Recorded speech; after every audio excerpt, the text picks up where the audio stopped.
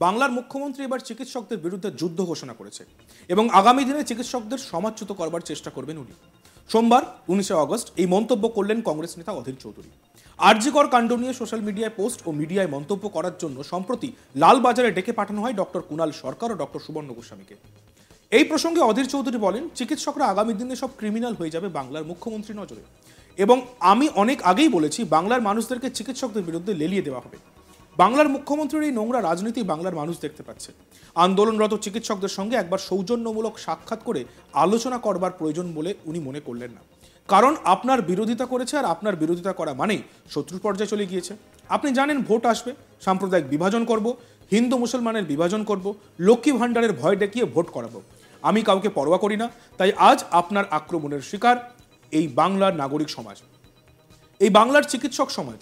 অধীর আরও বলেন, আপনার পরিবারের চিকিৎসার জন্য সিঙ্গাপুর আছে, দুবাই আছে, ইউরোপ আছে, কিন্তু বাকি এখানকার সাধারণ মানুষরা কোথায় যাবে?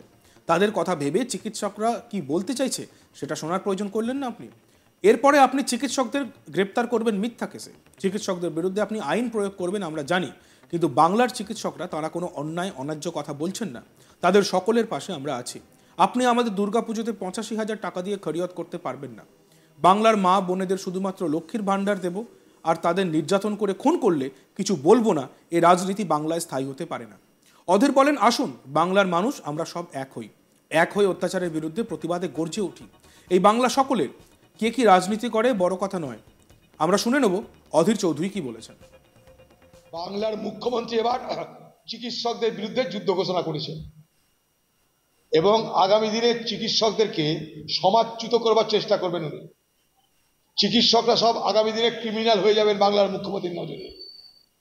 এবং চিকিৎসকদের, আমি অনেক আগে বলেছি, চিকিৎসকদের বিরুদ্ধে বাংলার মানুষকে লেলিয়ে দেওয়া হবে। বাংলার মুখ্যমন্ত্রীর এই নোংরা রাজনীতি বাংলার মানুষ দেখতে পাচ্ছে। চিকিৎসকদের সঙ্গে আপনার, আন্দোলনকারীদের সঙ্গে আপনারা এখন পর্যন্ত একবার সৌজন্যমূলক সাক্ষাৎ করে আলোচনা করবার প্রয়োজন মনে করলেন না, কারণ আপনার বিরোধিতা করেছে।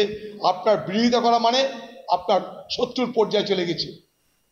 আপনি জানেন ভোট আসবে, সাম্প্রদায়িক বিভাজন করব, হিন্দু মুসলমানের বিভাজন করে লক্ষ্মীর ভাণ্ডারের ভয় দেখিয়ে অথবা প্রলোভন দেখিয়ে আমি ভোট করব, আমি কাউকে পরোয়া করি না। তাই আজ আপনার আক্রমণের শিকার এ বাংলার নাগরিক সমাজ, এ বাংলার চিকিৎসক সমাজ।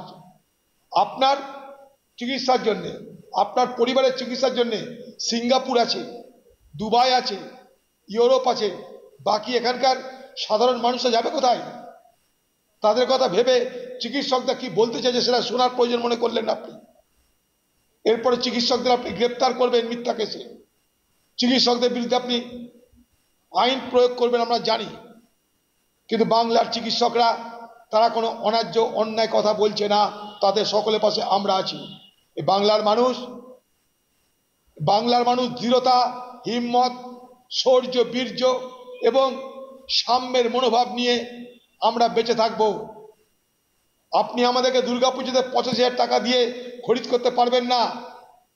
বাংলার মা বোনদেরকে শুধুমাত্র লক্ষ্মীর ভাণ্ডার দেব আর তাদেরকে করে খুন করলে কিছু বলবো না, এই রাজনীতি বাংলায় স্থায়ী হতে পারে না। আসুন বাংলার মানুষ আমরা সব এক হয়ে অত্যাচারের বিরুদ্ধে প্রতিবাদে গর্জে উঠি।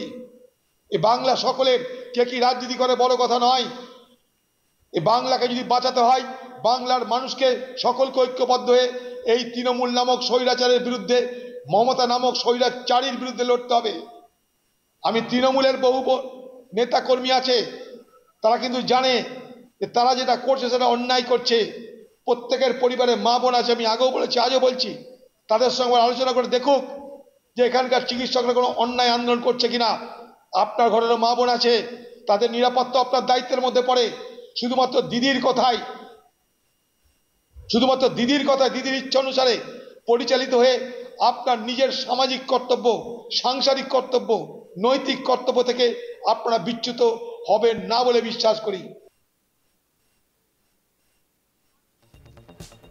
তিনি বলেন, মুখ্যমন্ত্রীর ধারণা হয়ে গিয়েছে যে এ বাংলার মা বোনেদের আমি লক্ষ্মীর ভাণ্ডার দিচ্ছি, কন্যাশ্রী দিচ্ছি, অতএব এখানকার মা বোনেরা আমার পক্ষে ভোট দেবে।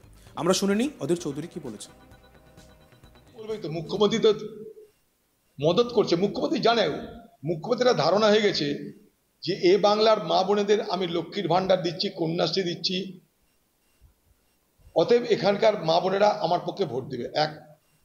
দুই, বাংলার মুখ্যমন্ত্রী জানে ভোট আসলে হিন্দু মুসলমানের বিভাজন শুরু হবে, কখনো এনআরসি নিয়ে, কখনো মন্দির নিয়ে, মসজিদ নিয়ে। আমার ভোট বাধা আছে, সংখ্যালঘু আমাকে ভোট দিবে, মহিলারা আমাকে ভোট দিবে, অতএব বাকি যে সমস্ত আছে সমাজে, তারা থাকলো না থাকলেও সংখ্যার বিচারে তারা কোনো যোগ্যতা অর্জন করতে পারছে না। ঠিক একইভাবে শিক্ষক সমাজে পড়ে এতদিন হামলা করেছে, এবার চিকিৎসক সমাজে পড়ে হামলা শুরু করেছে। বাংলার 12টা বাজবে এতে। বাংলার শিল্প পালিয়েছে, এবার শিক্ষা ভোগে গেছে, এবার চিকিৎসা ভোগে যাবে। অধীর আরও বলেন, মুখ্যমন্ত্রীর পদত্যাগ যে কেউ চাইতে পারে, আমরাও তো মুখ্যমন্ত্রীর পদত্যাগ চাই, অসুবিধা কি আছে? আমরা শুনে নিই অধীর চৌধুরী কি বলছেন, আমরা শুনবো। কিন্তু তার আগে বলি, মুখ্যমন্ত্রী ব্যর্থ, তাই পদত্যাগ চাইতেই পারে, এই কথা বলছেন কে? অধীর চৌধুরী। বাংলা কেন? ভারতবর্ষের প্রত্যেকটা মানুষ চাইতে পারে, তার স্বাধীনতা আছে, তার কথা বলার অধিকার আছে। বাংলার মুখ্যমন্ত্রীর কথায় এত অপমান লাগছে কেন? বাংলার মুখ্যমন্ত্রী যখন বিরোধী দলে ছিলেন তখন জ্যোতিবাবু বুদ্ধবাবুদের পদত্যাগ চাননি, তখন তাকে গ্রেপ্তার করতে গিয়েছিল। আমরা শুনে নিই অধীর চৌধুরী কি বলেছেন। মুখ্যমন্ত্রী পদ যে কেউ চাইতে পারে, আমরা তো মুখ্যমন্ত্রী পদে যাই, অসুবিধা কি আছে? মুখ্যমন্ত্রী ব্যর্থতায় পদত্যাগ চাইতেই পারে। বাংলা কেন, ভারতবর্ষের প্রত্যেকটা মানুষ তার অধিকার অর্জন করে, তার স্বাধীনতা আছে, তার বলার অধিকার আছে। বাংলার মুখ্যমন্ত্রী কথা কথা তো অপমান লাগছে কেন?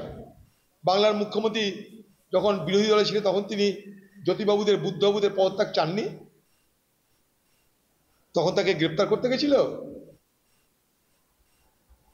আজ বাংলার যুব সমাজ, ইয়াং জেনারেশন, তারা বুঝতে শিখেছে, তারা আপনার পদানত থাকতে চাইছে না। আপনার তো বড় উচিত ছিল সেই মেয়েটাকে ডেকে বলার, তোমার কেন মনে হচ্ছে আমার পদত্যাগ করা উচিত?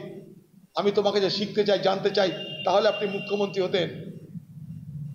আপনার দম্ভ, আপনার ঔদ্ধত্য, আপনার অহংকার আপনাকে কোথায় নিয়ে যাবে জানি না। মনে রাখবেন, বাংলার মুখ্যমন্ত্রী আপনি যখন ছিলেন না তখনও বাংলায় মুখ্যমন্ত্রী ছিল, আপনি যখন আছেন তখনও মুখ্যমন্ত্রী আছে, আপনি যখন থাকবে না তখনও মুখ্যমন্ত্রী থাকবে। কিন্তু আজ আপনি যা করে যাচ্ছেন, ইতিহাস কিন্তু আপনাকে মনে রাখবে, ইতিহাস আপনাকে ক্ষমা করবে না। ভবিষ্যৎ প্রজন্মের কাছে সমস্ত তথ্য থাকবে যে আপনার আমলে এ বাংলায় কি। দেখতে থাকুন আজ তাক বাংলা, সাবস্ক্রাইব করতে ভুলবেন না।